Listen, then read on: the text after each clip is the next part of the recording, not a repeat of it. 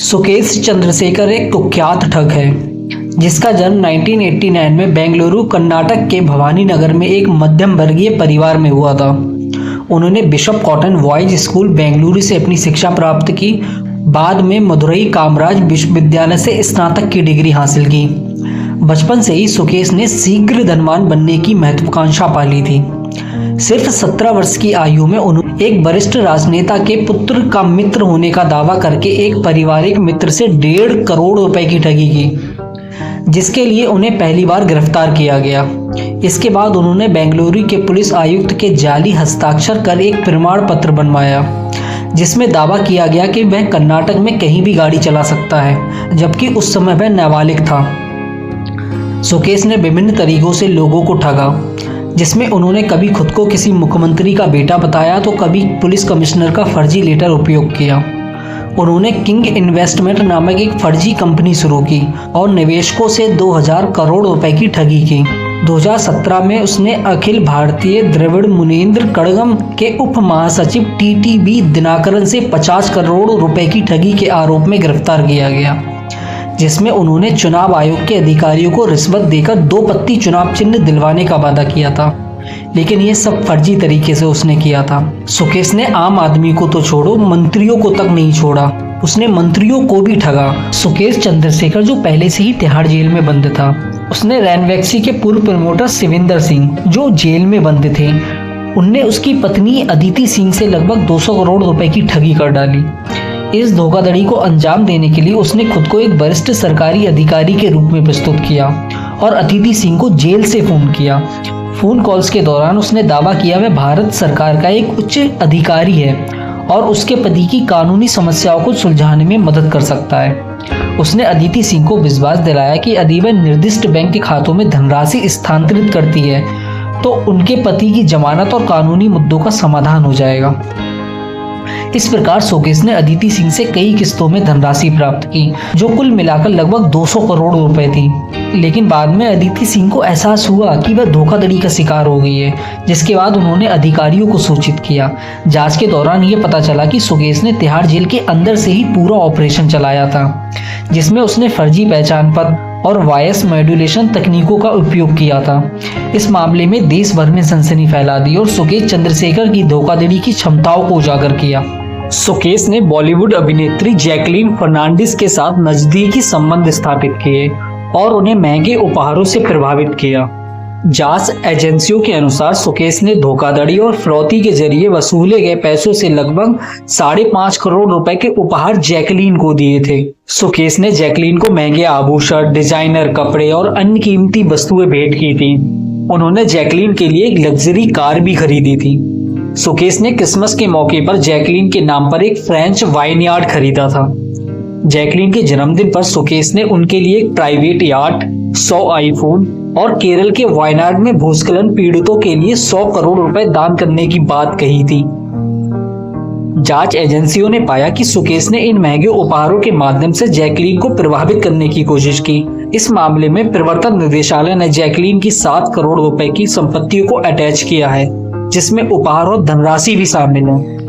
इस प्रकार सुकेश ने जैकलीन फर्नांडिस के साथ घनिष्ठ संबंध स्थापित किए और उन्हें महंगे उपहारों से प्रभावित किया, जो बाद में कानूनी जांच का विषय बने।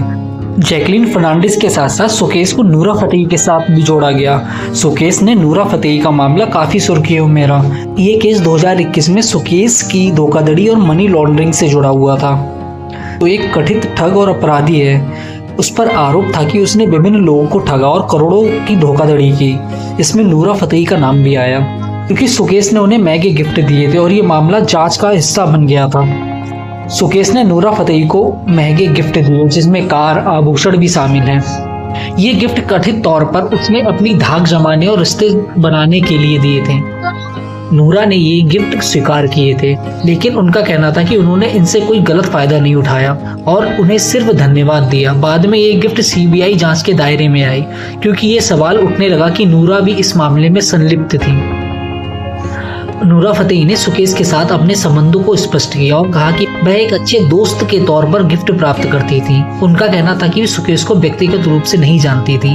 हालांकि जांच में ये भी सामने आया कि सुकेश ने अपनी ठगी के पैसों से ये गिफ्ट दिए थे और अभी आरोप लगाया जा रहा है कि वे गिफ्ट के बदले किसी प्रकार के संदिग्ध फायदे के लिए प्रभावित हो सकती थी।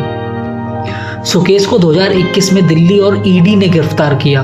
उनके खिलाफ ये आरोप लगा था कि उन्होंने लोगों को सरकारी योजनाओं के नाम पर ठगा और पैसे ऐंठे। इसके अलावा वह एक बड़े आपराधिक सिंडिकेट से भी जुड़ा था। नूरा फतेही ने कई बार मीडिया में बयान दिया कि वह सुकेश के साथ व्यक्तिगत रूप से जुड़ी नहीं थी। जो गिफ्ट उन्हें मिले वह सिर्फ दोस्ती के तौर पर थे। उन्होंने ये भी कहा कि उन्हें किसी भी आपराधिक गतिविधि में कोई हाथ नहीं था। नूरा ने कहा था कि वह खुद भी सीबीआई और ईडी के साथ पूरी तरह से सहयोग कर रही थी।